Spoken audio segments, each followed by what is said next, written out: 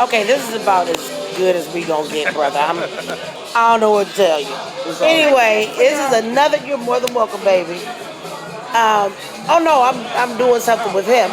We're not taking a picture. Thank you, honey. You're more than welcome, sweetie. So this is another installment of Popping Up on a Player and wait, you can't. Chocolate. There you go. But then I gotta hide my double chin. Hold on. Okay. So this is another installment of Popping Up on a Player, and for the most part, I've been interviewing DJs that have been around for a very long time. And you are relatively new to the game. The first time I heard you was the last time Nikki Divine was here, and you just tore the box up like that pastor did. I haven't seen that yet. Oh, wait till you see. XNXX ain't got. Not that I've been to that site before. But XNXX don't have nothing on this pastor. Okay. Altar call finna hit a little different. Hey, Felipe. Feel the mix. Say hello to the people. Detroit's finest. What up, dog? You alright? Oh, let me introduce to some and introduce to others. DJ SPR Hero.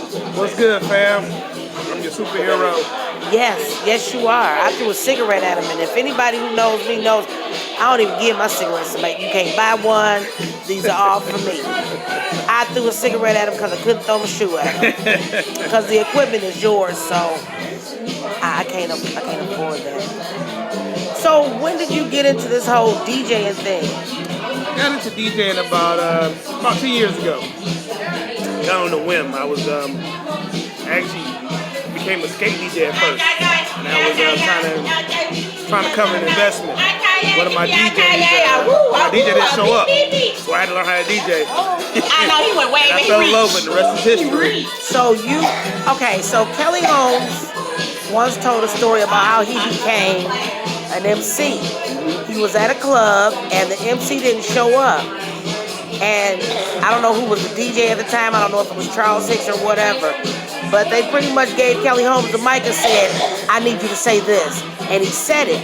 And the rest is history. And now Kelly Holmes is basically not only the voice of Detroit, but not only the voice of the house community, but the voice of Detroit. Mm-hmm. So your story it's kind of like that. So are you looking to become the new voice of the house community? I would say new voice. I would say introduce it to a new generation.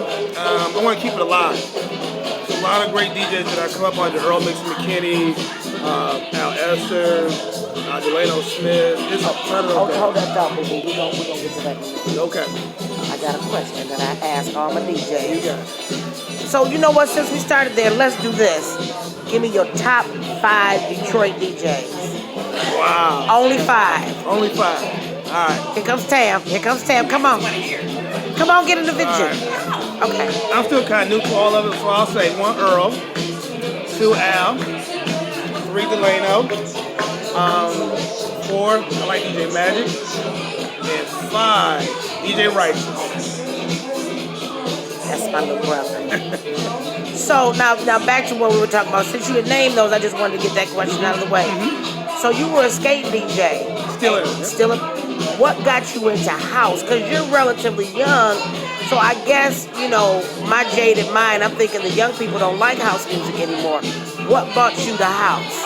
Techno. I've always loved music. I had one of my favorite artists is Kraftwerk. And Juan Atkins, Cybertron. I've always loved music. I've never had any kind of thing to say I want to be a DJ. I thought it was just out of my reach. But I've always loved the music, and techno introduced me to house. And back in the late 90s, or mid 90s, early 90s, I met up with I found the music from the guy called what's the guy called Earl? A guy called Gerald. Oh yeah. Blow Your House Down. And I would listen to that. I would go to like magazines, listen to all the ghetto tech music. So it was just I loved the music. I've always loved the music. I'm not a big hip hop guy. I love this dancing. I like to move. I enjoy the upbeat. So when you play this type of music to your generation, your crowd, how is it received? It's received openly. I kind of I don't go down the main path. I'm kind of off the beaten path. If everybody go left, I go right. So the people that I hang out with are people who kind of go the same way I do when it comes to things. Always kind of exploring, love having a good time. You can't be mad around house music. And I say around people who are always positive. So it's just, when I throw this on, they like, I love it. This is it. So whose wing have you been under? Like, who's cultivating you? Who's grooming you? I am learning from Al and Earl. Those are the two guys that really brought me. I actually ended up meeting Earl on a whim. I was doing Light Up Livernois about 4 years ago? No, about 3 years ago. And gave him my car. I was out there playing music, just playing, some of the old 80s. Wait, was this the night that him and a bunch of other DJs were out there singing New Edition? No, Okay. it wasn't that night. He was out just strolling the Ave, just taking in the sights, and I was playing in front of Good Cakes and Lakes. And I was, I had a little bit of house music, and I didn't know a lot about music. I'm still learning a lot. So, I knew what I knew. And so I was playing my box, as they say. And he was like, all right, I like it. And then fast forward 3 years, I called him one day. I was like, hey, can I carry your crates? Because I wanted to learn. So I'm like, can I carry your crates? He was like, what you doing tonight? I said, nothing. He was like, well, meet me at Fred's. And that was a year ago in November. Earl used to carry Al's crates. Really? He didn't tell you that, did he? He told me they went back pretty far though. I think they are more than best friends. I truly think they are brothers, like for real. But yeah, Earl used to carry Al's crates. That's right, I said it. What has been your biggest challenge in learning to DJ? Being comfortable in my own skin. In the sense of being comfortable with picking a song and saying, hey, these people want to hear something new. Giving them something that, just being comfortable with really just pushing that boundary. It's easy to play all the bangers. It's easy to play all the hits, get people up, but, going out there and saying, hey, I like this. Let me see if I can put this out there and let somebody else listen to it. Okay. What's been the easiest thing for you to pick up? It hasn't been easy. I think the easiest thing I can say is just letting my personality kind of shine through a little bit. I play music that fits my personality. I like upbeat, so just really find a song with upbeat, fun. That's the easiest thing. What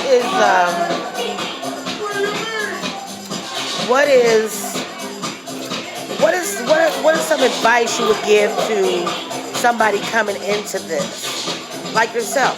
Because you kind of fresh out the embryo. I am. I would say respect the culture. There's a time and a place to shine.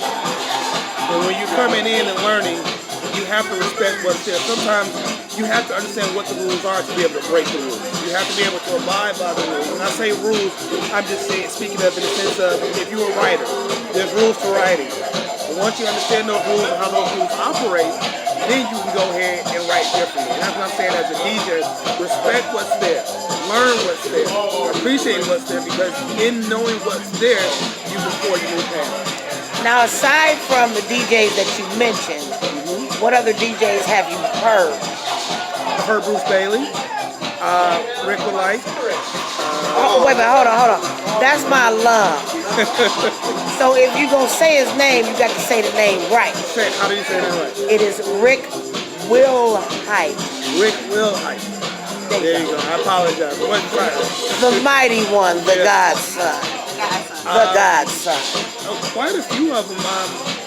On Pre-Shari-Bari, the Pre-Shari-Bari warm-up, I got to play alongside a lot of guys. I was one of the first guys on, so I got to hear a lot of them. But yeah, I've heard tons of Terrence Parker, Father Abrams. One of the first few guys I've actually played alongside was Terrence Parker and Father Abrams at a skate park. Abraham. Father Abraham. Like the Bible. Yeah. Like the Bible. Yeah, like vibe. Like the vibe. So, have you, because I try to ask tough questions, but I also try to make it fun too. I try to, not tough questions, but uncomfortable questions. Because you're going to be put in uncomfortable situations. So, have you come up against any obstacles? And if you come up against those obstacles, what have you do to overcome those obstacles? Well, in this game, you mentioned it earlier, being young. I'm not as young as I look, so my fresh face gives me a lot of weird looks when I walk into a building. Like, what do you know about this music? And so that's one of the challenges. But all I do is just go in there and play my box. Well, I put up a Facebook status, and like I said, between you and Lorenzo Dewberry, you guys have really, strengthened my confidence in the music and this community, this house thing going forward. Let me ask you, what year were you born? 78. Oh, okay, so you weren't just. So I thought you were about my son's age. Oh, your son's 32. Yeah, a little older. You're just a little older. 1970, yep, you're a little bit older. Okay. So where have you played so far? When it comes to the house scene, it's really just been here at Friends Cocktail Lounge. But I'm okay with that because at this point I'm trying to learn.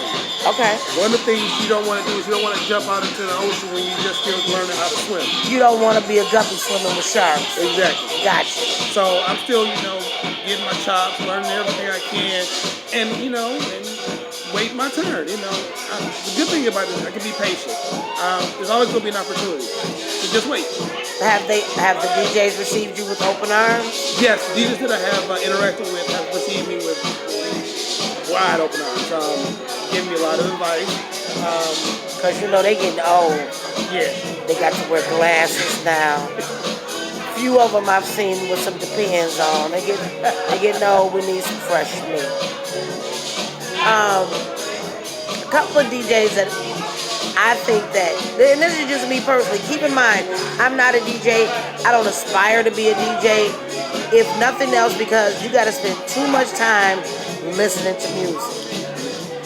And I just don't have that type of time. I'm a lazy DJ. I also known as a fan/dancer, even though I don't like the word fan. Have you started to receive a following? Like, once people started hearing you play, did you notice your friends' requests go up, your Instagram blow up? No, not as much. I guess for me, I'm still, still kind of undercover, so to speak. I feel when I play, I kind of play and get out the way. So it's like I'm not intermingling with a lot of people. A lot of people don't know my name. They'll see me. So, well, this I will say: intermingle, get to know, kick the door in if you gotta kick the door in. Let them know who the fuck you are. And especially when they're seasoned DJs in the building, don't ever be afraid to dig in that crate, so to speak, and bang it out. The one thing I hate for DJs to say is, "Oh, I was gonna play this. Oh, I was about to hit him with that. Ooh, if I'd have pulled this out, pull it out." And another thing that I would say, just as an observer of the scene and watching the DJs do what they do, don't be afraid to play something new.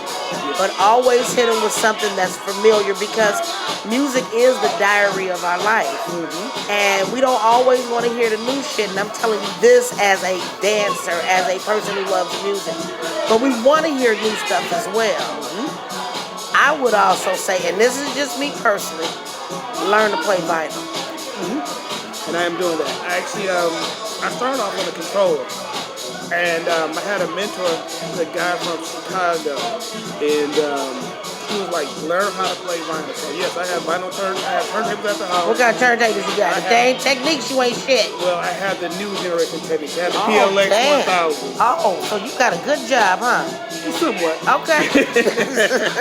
So I spend time spinning some of the old tracks. Again, learning how to scratch. Again, I'm trying to push myself so that I can walk into any room at any time and throw it on and give you the same performance that you would see me on the controller, CDJs, turntables, whatever. I want you to know when you see Super DJ up there, You're not Super DJ, you superhero. That's the first part. DJ superhero. Nope, Super DJ superhero. You Super DJ superhero. Yes. Oh, so you know that's a lot of letters to put on a flyer. That's why we say superhero. SPRHERO. SPR. Spell his name right. Spell his name right. Have you been intimidated by any DJs as far as their playing is concerned, knowing you have to go on after them? No, never. One thing is, whenever I step up behind those tables, the only person I'm in competition with is myself. That's what I'm talking about, boo. So my thing is, I'm gonna play my level. If my level is 5, guess what? You're gonna get a solid 5. I don't care if he was 15, 20, or 2 before me. I'm gonna give you my box. That's all I can do. That's what's up. Well, like I said, I try to make these about 15 to 20 minutes long, and I will say this: you will be hearing more, from this guy right here. And another bit of advice and I say this to everybody: don't sell yourself short. Don't sell the game short. Your skill and your talent, yeah, you're young and you're fresh on the scene, but make them motherfuckers pay you. Period. With a T. Don't play for drinks. Play for dead white men on green paper. That's right. Never sell yourself short. Ever, ever, ever. I don't care who they are. If they can't bring that bag, you can't bring that box. It's real, real simple. And I will tell you, you will have DJs that will ask you to play and they don't want to pay you nothing. If they ask you to play and you get up to run that loop. Before I touch them tables, run my motherfucking loop. For real. Yeah. And I'm just saying this just based on things that I've heard, things that I've seen. And I don't want you to cheapen it. So don't undercut no DJ. Right. Never undercut your peer. Sure. Because even though it looks easy, this shit ain't easy. It's not easy. And it sounds like you know your worth. It sounds like you know what you want. And I can say this: he is definitely somebody that we want to hear from in the future. And again, like I said, I'm not a DJ. I don't aspire to be one. I do want to learn how to play, just to scratch it off my bucket list. But I would want to do this for all of Team China, because despite what you might hear, I'm kind of scary. I don't want nobody not to love what I do or not to like what I do, And understand that you're going to have some haters. You're going to have some haters. You will. But you overcome all of those obstacles by bringing your shit 1,000 every time. I don't care if it's a crowd of 2 or if it's a crowd of 2,000. That's what Nervous Breakdown does. When Nervous plays, it don't matter if it's 2 people in the room. Taz is the same way. Taz is somebody you need to get with. That's Jeff, Lord Jesus, what's Jeff's last name? Oh, it's on the, I ain't seen Taz. What is Jeff's last? Arthur! Jeffrey Arthur. Jeff. Taz. The other Rick Wilhite. Because he looks just like Rick. Okay. He's somebody, Eric Johnson, Norm Talley. Go out and listen to these people. Norm is somebody you want to get to know. Delano is somebody you want to get to know. Dez, DJ Dez Andrews, Theo, Marcellus, Malik Austin. I can go on and on and on. Ty Weston, Jason Garcia, Adam Francesconi, Peter Croce, Vincent Patricola, DJ Joshua, Malik, what's that other child's name? Alton Miller. These, as far as Detroit DJs go, and again, the list can go on and on and on and on and on and on and on. We have some of the best talent out. We really, really do. And everybody, Charles Hicks, Shake, what's that other baby's name? DJ Snake. All of these people have so much to give. DJ Sink, Meeks, what's the new baby's name? Dre, DJ Holographic. Just, you are in the perfect position to take us to the next level. And I cannot, for one, me personally, I can't thank you enough. Because again, while I don't play, I know you're a DJ. If you ain't shit, I'ma tell you you ain't shit. If your blends are fucked up, I'ma tell you your blends are fucked up. If you're not telling me a story, I need to hear a story. I need you to take me on a magic carpet ride. I need you to take me to the stratosphere.